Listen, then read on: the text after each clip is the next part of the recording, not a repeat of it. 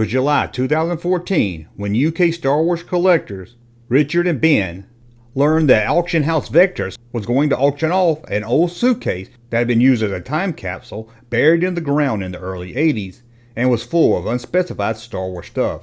Did they just win a suitcase full of trash, or was it something more? Once home, they opened up the time capsule suitcase that had been buried in the ground since the early 80s. Inside was a Star Wars scrapbook someone had made using old newspaper and magazine clippings. Most of the clippings for the scrapbook seemed to focus on a Star Wars Pal Toys giveaway by Star Wars Weekly. And then they noticed, inside, was 12 Star Wars figures. The two wondered who won the contest and who put the action figures inside the suitcase time capsule. In 1978, over in the UK, Star Wars Weekly decided to drum up a little excitement for the launch of the Star Wars action figures, about to hit the stores. They were going to give away 25 sets of the first 12 Star Wars figures. All you had to do to win was be the first to answer 25 trivia questions. The questions were: who was the writer-director of Star Wars? Which planet did R2-D2 and C-3PO eject to at the beginning? Who plays Princess Leia in the film? What is the name of the ship Han Solo flies? Who is Han's co-pilot? What did Luke and Ben both believe in? Easy, right? Fans were asked to write in the answers and mail them in, and then check back in a few weeks in Star Wars Weekly to see the names of the winner. I'm sure every kid that sent in the answers were on the edge of their seats waiting for the issue to announce the winners. One of those kids waiting to see if he won was 9-year-old David Harrison. He had answered the questions, ones that he felt was easy, and sent them in. But would he be one of the first 25? David opened the issue of Star Wars Weekly and hurried to the result page to check. And there it was, his name, in print. He had won a set of 12 Star Wars figures.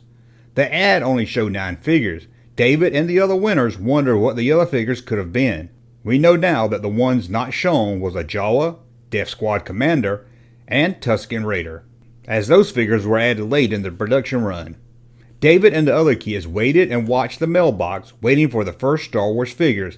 Not only would they get them free, they would also be the first kids in the UK to have a set of Star Wars figures, and that meant bragging rights to any kid back in 1978. Finally, David opened his mailbox to find the box inside. He ripped open the box to find 8 of the 12 figures and a letter letting him know that the other 4 figures had not been sent to Pal Toys yet, and as soon as Pal Toys had them, they would send them out to David. David did feel a little let down, but it did mean he would get 4 more figures in a few weeks. So that was like getting 2 gifts in one. It wouldn't take much longer, just a few months, and the second box showed up with the 4 figures inside and another note. This note let him know to keep reading Star Wars Weekly, and that he now had a complete set.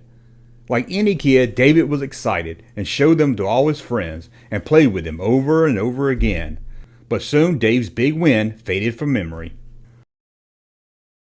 The two collectors were excited to see that there was more than the scrapbook inside the time capsule suitcase. They were also the 12 Star Wars figures that was won by David, and they started to look at each one. There was Luke Skywalker, Han Solo, Obi-Wan Kenobi, Princess Leia, Darth Vader, the 2 droids C-3PO and R2-D2, Chewbacca, Death Squad Commander, Tusken Raider, a stormtrooper, and the smallest of them all, a Jawa, along with his nice brown vinyl cape. As any collector knows, one of the rarest release action figures in the Star Wars line is a Jawa wearing the vinyl cape. The figures went from a loving kid who won them to a suitcase buried in the ground to a collector's home in just 36 years.